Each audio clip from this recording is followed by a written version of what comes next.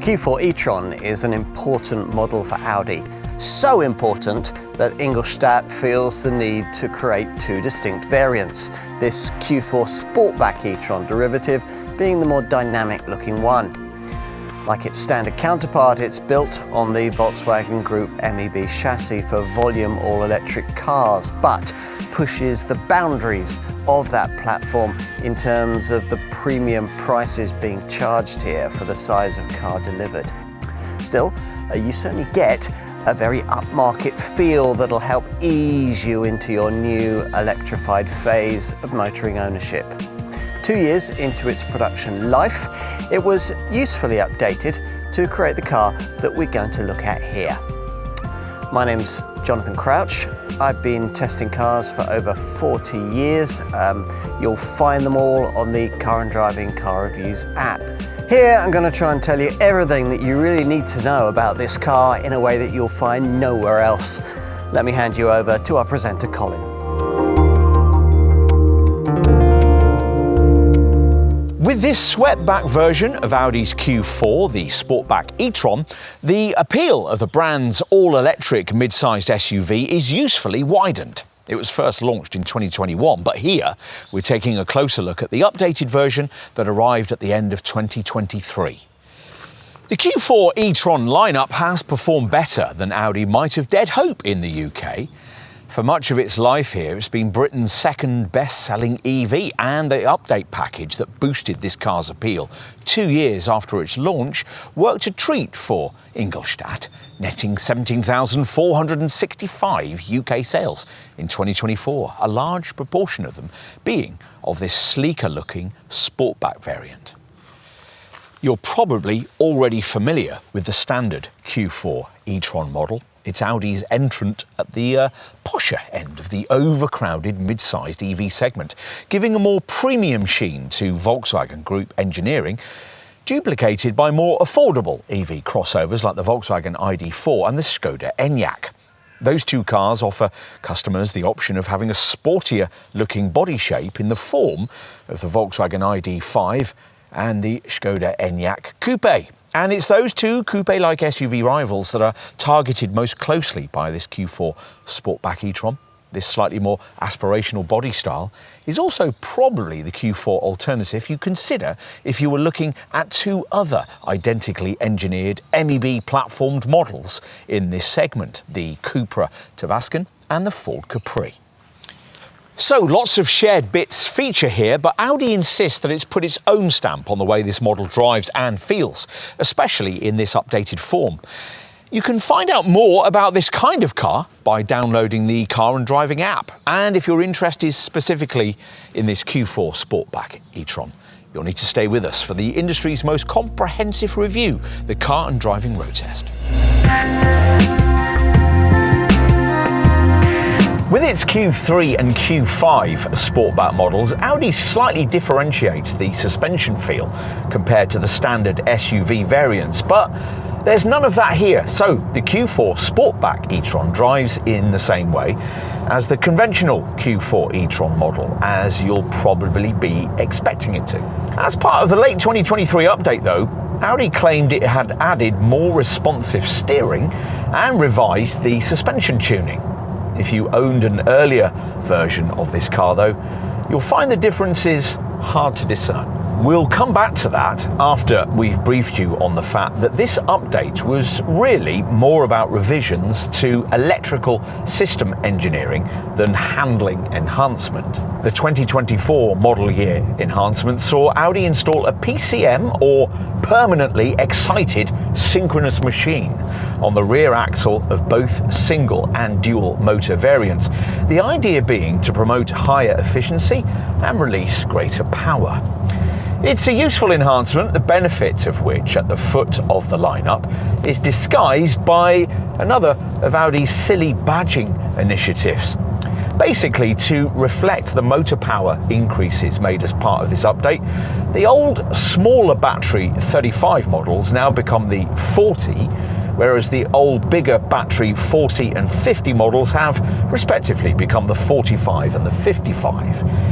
Which of course leads to all kinds of confusion, since it means the new Sportback 40 variant seems on paper to be an inferior choice to the original 40 model.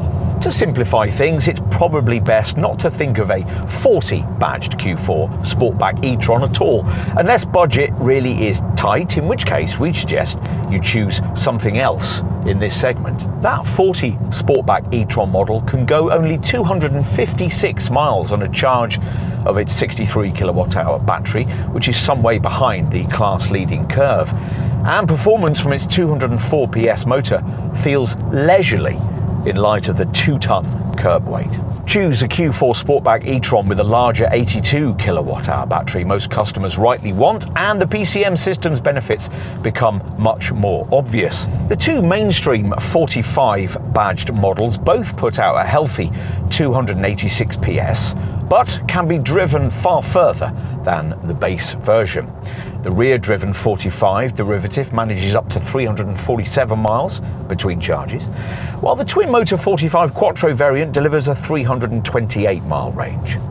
If you want more power, you'll be directed to the flagship Q4 Sportback E-Tron 55 Quattro variant we're trying here, which has 340 PS and also manages a 328-mile range. As long as they chose one of the 82 kilowatt-hour models, an owner of an earlier version of this car would find that performance of this updated Q4 Sportback E-Tron is noticeably perkier than the original. In one of the mainstream 45 derivatives, rest to 62 miles an hour takes 6.7 seconds. That's 1.4 quicker than the smaller battery 40 version, and the top speed is 112 miles an hour. In this top Q4 Sportback E-Tron 55 Quattro, the 62 mile an hour sprint can be dispatched in just 5.4 seconds. There are 5 main drive select modes: efficient, dynamic, comfort, auto, or individual. Plus, there's a range setting for if you're running really low on charge. As usual, with an EV, you've to remember to regularly select B rather than D from the gear selector. Otherwise, your control over brake regen is pretty limited, mainly via a selectable screen in the centre monitor's efficiency assist section, which uses information from the forward sensors and the navigation to channel energy back into the battery when braking or off throttle. Certain steering wheel designs give you paddle shifters too, but we don't have those here. Earlier we talked about the claimed handling improvements supposedly based around chassis retuning and slightly sharper steering. These are just about enough to keep this Q4 as one of the better handling and riding models in this class, though you'll probably continue to find the damping a little over firm if you choose a Q4 with sport suspension, which you have to have above base trim and which lowers ride height by 15mm. Refinement isn't quite class leading, but road noise and motor whine are very well subdued. Whilst we're referencing highway use, it's also worth mentioning that as part of the updates made to this improved model, Audi added a system that allows for assisted lane changes, working in concert with the car's standard adaptive cruise assist setup. A probably more significant factor in this update, though, was the introduction of what Audi calls its E-Tron Sport Sound, which we have fitted here. You have to pay extra for it, which you might not want to do, because the noise in question is very much an acquired taste, emitted via 2 exterior speakers at the rear and 2 interior speakers in the rear doors. This soundscape varies according to load and speed and manages to deliver the same tube train style aural vibe common to most EV sound packages of this sort. Audi didn't feel the need to make any exterior changes as part of this Q4 e-tron update that we're reviewing here. As before, this Sportback model is definitely a sleeker thing than its standard shape counterpart. And not just visually, the drag coefficient drops from 0.28 to 0.26 CD. This sportier variant's more sharply swept-back silhouette culminates in a roof spoiler that sits much lower on the split and steeply raked rear window, and as the area in which the air swirls as it comes off the vehicle is restricted to the zone beneath the spoiler, that area is significantly smaller than in the ordinary Q4 e-tron. This not only highlights the more unique design of this SUV coupe, but also enhances its range by around 7 miles, whilst also reducing the lift on the rear. The front end is, of course, just as with the ordinary Q4 e-tron, dominated by this rather in-your-face, multi-faceted e-tron branded version of the brand's usual single-frame front grille, which isn't a grille, of course, this being an EV, but has been retained by designer Mark Licht to keep the sense of brand continuity that many rival models in this segment have lost. Outer black framing flows into these LED headlights, which can be of the intelligent matrix sort, each one with 16 individually activated LEDs, which give you more precisely targeted illumination and the option of selecting between 4 variable digital light signatures. So it's as before outside, and you shouldn't expect too much to be different inside either.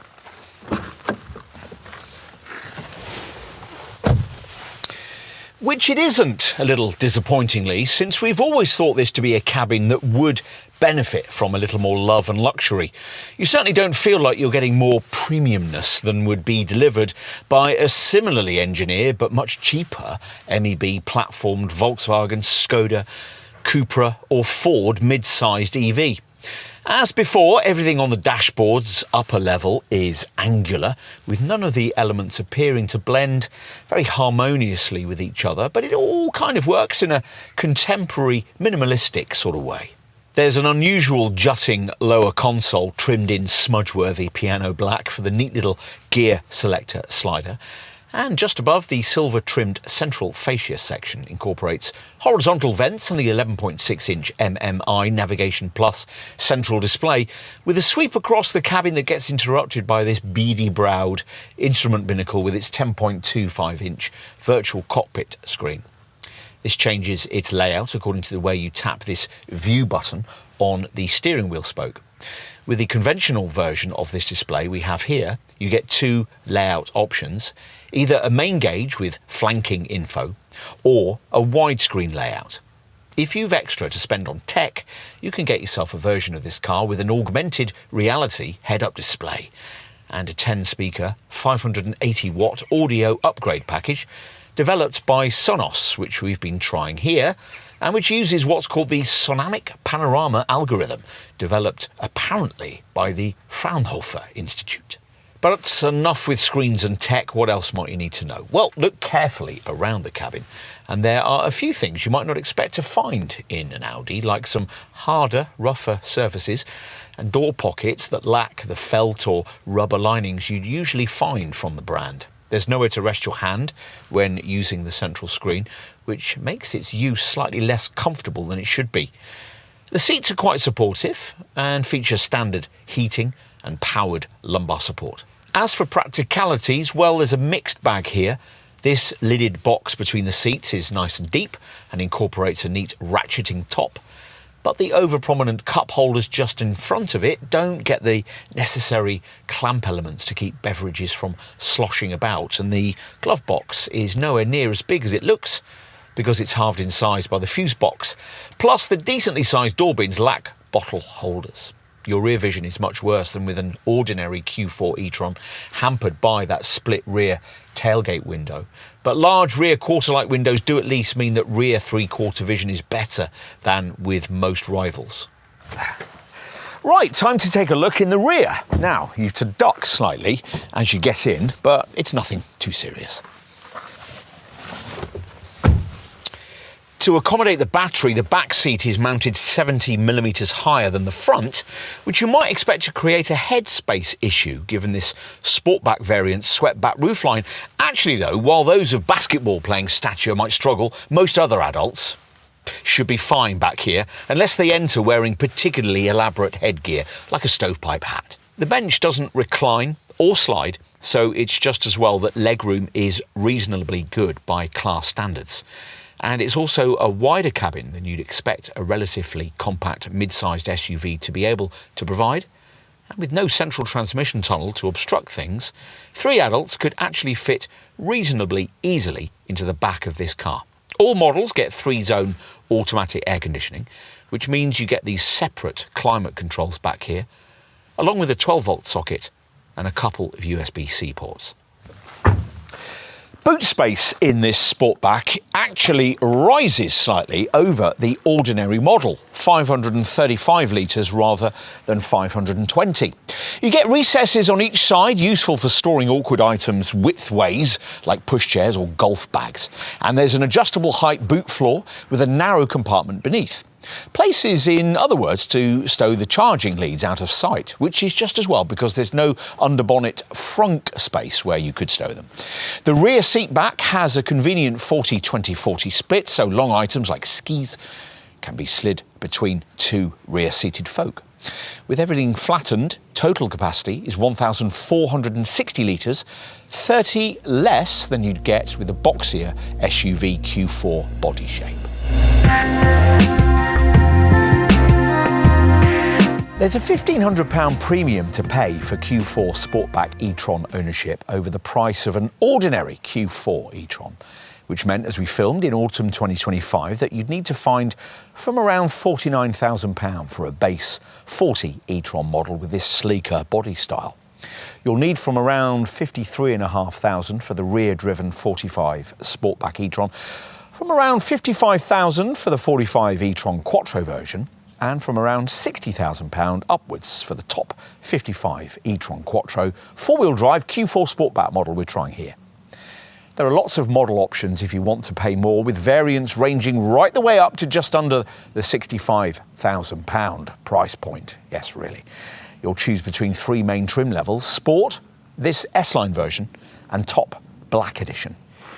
So what kind of value proposition do those prices represent? Well, you're paying quite a premium for the old Audi brand here.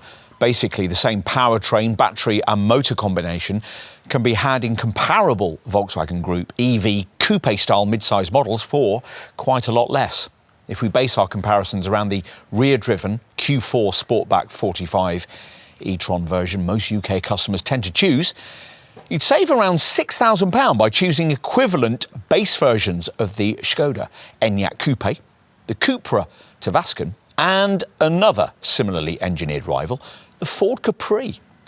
And a Volkswagen ID.5 could, as we filmed, be had with the same powertrain from just £37,000, around £16,000 less than the volume version of this Audi. Just about everything else in this class comes only with a single body shape and competes more directly with the more conventional SUV version of this Q4 e-tron.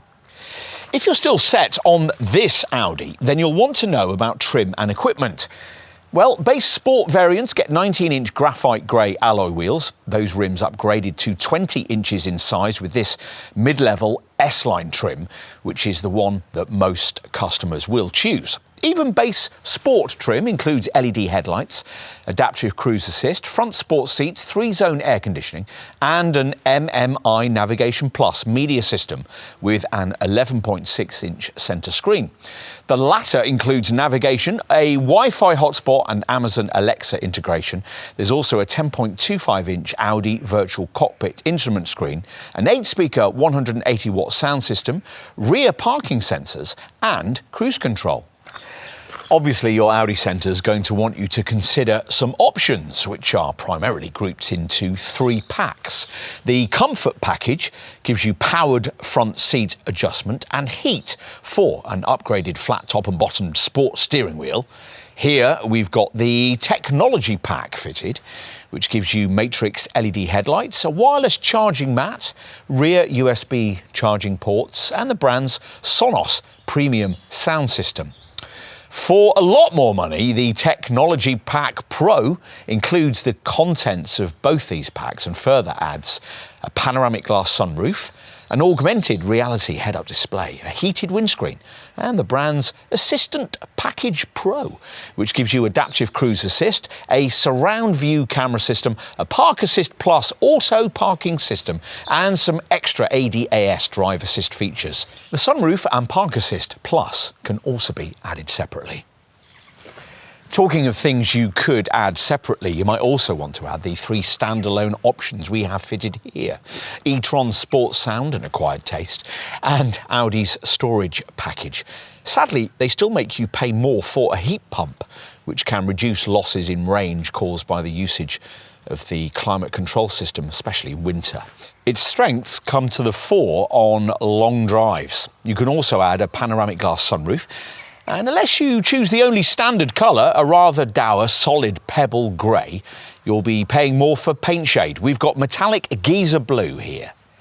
There are, of course, the usual Audi safety features. The brand's autonomous braking system is called Pre-Sense Front, with pedestrian and cyclist detection. Plus, there's a turn assist feature that stops you from turning into a junction into the path of another car. Swerve assist to help with high-speed avoidance manoeuvres, lane departure warning, emergency assist, which will bring the car to a controlled stop if the driver's suddenly taken ill, a lane change system, and exit warning, which stops doors being opened in the face of oncoming traffic. Along with Audi's Pre-Sense Basic and Pre-Sense Rear systems, which brace the car to better withstand an impact, and the usual traffic sign recognition and driver attention features. In addition, of course, to the usual airbags linked to a GPS-enabled e-call system. If your Q4 has the optional Technology Pack Pro fitted, it'll also come with side assist blind spot monitoring and rear cross-traffic assist. What about battery replenishment? Well, in a world where a BMW iX3, similarly priced to an upper spec version of this car, can DC charge at up to 400 kilowatts, this Audi's DC charge speed of up to 175 looks a bit weak. To be fair, that applies to a number of class rivals too, but few of them have price tags quite as ambitious as this Ingolstadt contender. We should point out that the DC charge speed figure we just gave for this Audi applies only to the larger battery 82 kilowatt-hour models, usable capacity 77 kilowatt-hours. The base 63 kilowatt-hour 40 E-Tron version, usable capacity 59 kilowatt-hours, can only charge at up to 165 kilowatts. Let's get on to the DC charging times. With this 82 kilowatt-hour model, you'll add 106 miles of range for every 10 minutes of charging. You'll be able to replenish the battery from 10 to 80% in 28 minutes. From home, a full AC charge needs around 13 hours with a single phase 7.4 kilowatt wall box, or 8 hours if you've a 3-phase supply with an 11 kilowatt wall box. We wouldn't really recommend the base 63 kilowatt-hour 40 E-Tron version of this car, but if you insist on it, you'll add 93 miles of range for every 10 minutes of DC charging, and you'll be able to replenish the battery from 10 to 80% in 24 minutes. From home, a full AC charge with a 40 E-Tron needs around 10 hours with a single phase 7.4 kilowatt wall box, or 6 hours 30 minutes if you've a 3-phase supply with an 11 kilowatt wall box.